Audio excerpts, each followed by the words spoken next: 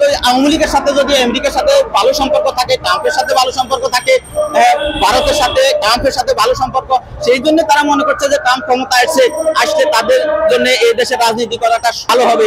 দেশে যখন পাকিস্তানে বৃষ্টি হয় বাংলাদেশ থেকে ছাতা ধরা হয়, যখন ভারতে বৃষ্টি হয় বাংলাদেশ থেকে ছাতা ধরা হয়, এক শ্রেণীর লোক এক শ্রেণীর দল সেটা ধরে। পাকিস্তানে যদি বৃষ্টি হয় বাংলাদেশ থেকে ছাতা ধরে, সৌদি আরবে বৃষ্টি হলে বাংলাদেশ থেকে ছাতা ধরে। অর্থাৎ বাংলাদেশের রাজনৈতিক দলেরা বাংলাদেশের জনগণের কে শক্তি মনে করে না। এই বহির্বিশ্বের দেশগুলোকে বাংলাদেশের রাজনীতিবিদরা শক্তি মনে করে। দীর্ঘ 53 বছরে তারা রাষ্ট্র ক্ষমতায় আছে। হ্যাঁ, তারা কেউ মনে করে যে ভারত যদি সাপোর্ট দেয় এই দেশের রাষ্ট্র ক্ষমতা আসতে পারবে, কেউ মনে করে পাকিস্তান সাপোর্ট দিলে বাংলাদেশের রাষ্ট্র ক্ষমতা আসতে পারবে, কেউ মনে করে আমেরিকা সাপোর্ট দিলে বাংলাদেশের রাষ্ট্র ক্ষমতা আসতে পারবে। তো যার সাথে যার সম্পর্ক ভালো থাকে, হ্যাঁ, শুভাকাঙ্ক্ষী থাকে, তো সে তো এইভাবে আশাই করতে পারে। সেই জন্য তারা আশাই করতে পারে যে আমেরিকার ট্রাম্প এখন ক্ষমতায় এসেছে, আওয়ামী লীগকে তারা বাংলাদেশের রাজনীতি করার সুযোগ দিবে, সেটা হতেই পারে, সেটা তারা আশা করতেই পারে।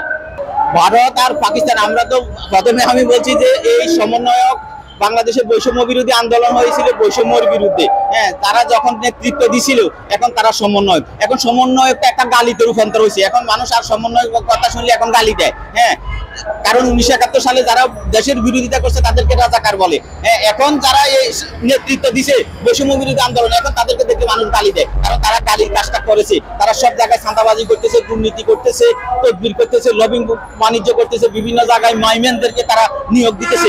এই কারণে জনগণ তাদের প্রতি অতিষ্ঠ হইয়া এখন এই সমন্বয়কদেরকে গালি দিচ্ছে। এবং এই অন্তর্বর্তী সরকারকেও এখন জনগণ আর অন্তর্বর্তী সরকার বলতেছে না, তাদেরকে বলতেছে সমন্বয়ক সমিতি হয়ে গেছে এই অন্তর্বর্তী সরকার। এই সমন্বয়ক সমিতি দেখার জন্য বাংলাদেশের এই অসংখ্য মানুষ রক্ত দেয় নাই, অসংখ্য মানুষ আহত নিহত হয় নাই। জনগণ চেয়েছিল যে অন্তর্বর্তী সরকার যদি দেশে আসে তাহলে জনগণ শান্তি পাবে, দেশ থেকে দুর্নীতি মুক্ত হবে, দেশ চাঁদাবাজি দখলবাজি মুক্ত হবে। কিন্তু দুর্ভাগ্যের বিষয়, এই অন্তর্বর্তী সরকার আসার পরেই এই যে এক শ্রেণীর সমন্বয়ক তৈরি হয়েছে, এই সমন্বয়কের উৎপাতে জনগণ এখন অতিষ্ঠ হয়ে গেছে। এখন জনগণ সমন্বয়ক দেখলে গালি দেয়, কিছুদিন পর আর গালি নয়, তখন তাদেরকে দূরাবে জনগণ। যত সময় যাবে এই সমন্বয়কদেরকে দূরাবে, অন্তর্বর্তী সরকারকেও জনগণ দূরাতে বাধ্য হবে।